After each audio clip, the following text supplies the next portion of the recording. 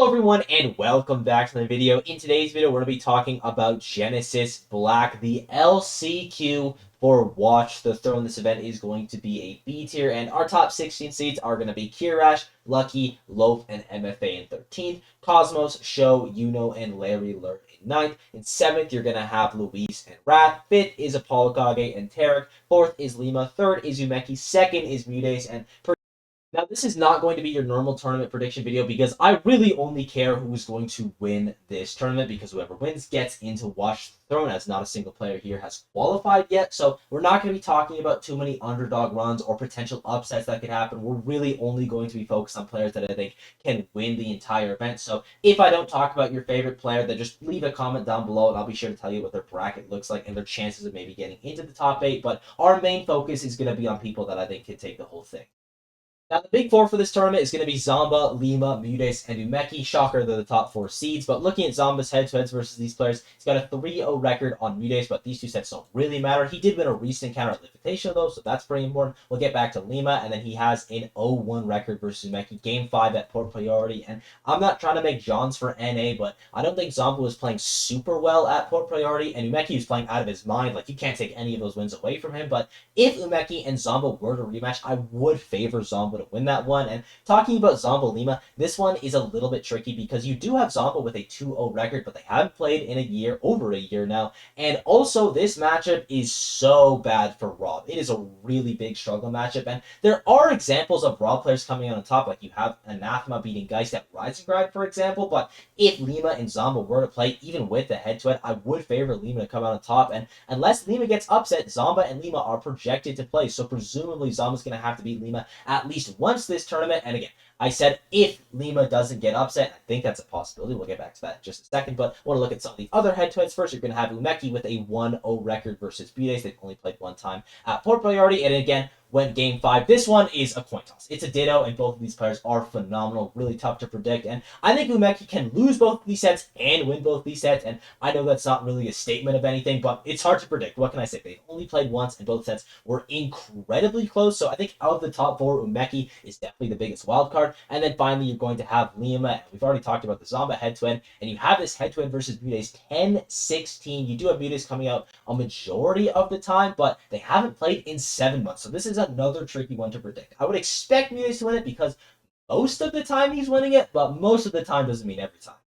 And even though those players are my big 4, there's definitely some possibility for upsets. I think specifically for Zamba and Lima, they have the toughest brackets. You're going to have Zamba going against Lucky, and Lord knows he's going to need help versus the Plant. But if he manages to get past that, he's going to be playing up against Wrath. And again, not a super great matchup for Rob, in my opinion. He does have a winning record versus Wrath, beating him in their only encounter. And he has taken sets off Sonics before, so that does give me confidence for Zamba in this matchup. But it's always scary to play a bad matchup in bracket. And then for Lima, he's going to be fighting Apollo Kage. This one is not as good for Lima. As we can see online very recently, you do have Lima beating Apollo Kage, but that's online, and offline it has not looked super good. And Snake Bayonetta is a not good matchup for Bayonetta. Like, I think Bayonetta players are a little bit dramatic about it as a Snake player, but it's definitely one that she struggles in. And if Apollo Kage beats Lima, he can go on a big run. And again, we'll get to that in just a second. For Luis versus Mudes, you have Mudes with a 3-0 record there, and I still do think Luis can win this because I think Luis can beat literally anyone in the world, but you would expect Mudes to win that one. And Umeki and Tarek have obviously never played before, and I think Tarek has what it takes to upset Umeki just because that guy is on another level, but I would favor Umeki both versus Greninja and in the player head-to-head.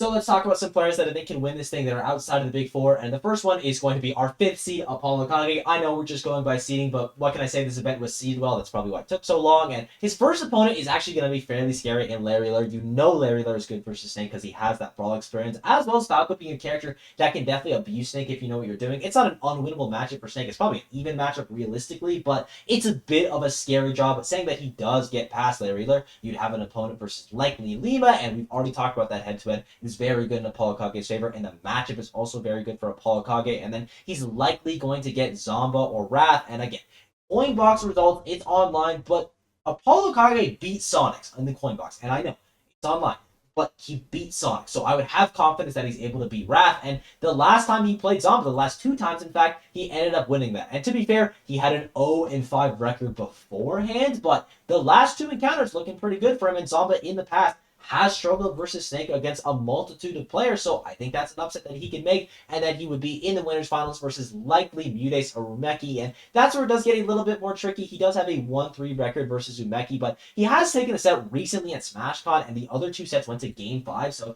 it's not unthinkable that he can win that, and Snake Peach is a matchup that I do think is even. It's not super swingy into either character's favor, and there's a possibility that Apollo Kage can beat both Mutes and Umeki. Obviously, we have less data on Umeki, but I would probably favor Apollo Kage in that sense because his playstyle is a lot different than a lot of Snake players. He's so scrappy, especially compared to Japanese Snake players, so I think he can maybe catch Umeki off guard there and get into the Grand Finals, and then once in the Grand Finals, obviously, you're going to have a massive advantage versus pretty much everyone that you're going into. So Apollo Kage, he's got a couple easier matchups than players like Lima. No offense, Lima, it's just a bad matchup. He's got a couple tricky ones, but I think he can do it.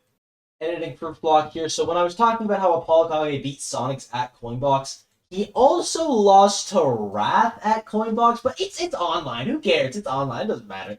I really want to give an honorable mention to Luis, and the only reason he's an honorable mention is because he's already at Watch the Throne, so I don't want to spend a ton of time talking about him. And I think at the start of the video, I said that there was no one at Watch the Throne that was at this event. I lied. Luis got voted in, and he is such a scary player. When he is playing well, I truly think Luis is one of the best in the world. And it's a regional. He's better at regionals, and he's got the hometown behind him. Even if it doesn't really matter if Luis wins, I think he can take it. The next person that I want to talk about is going to be Tarek, and I'm not going to sugarcoat it. I think this is a very bad bracket for Tarek, both character-wise and player-wise.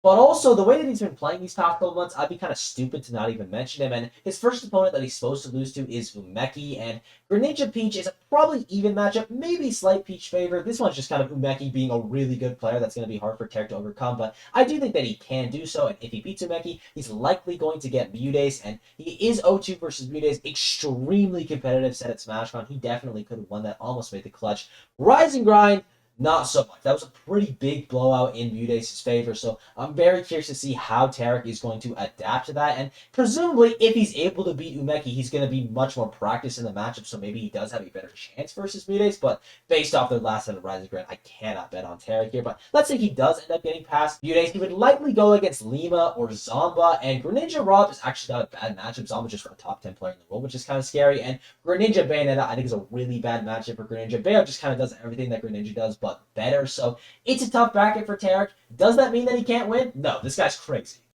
The next part that I want to talk about is going to be Cosmos. And before anyone says anything, y'all forget what LCQ stands for.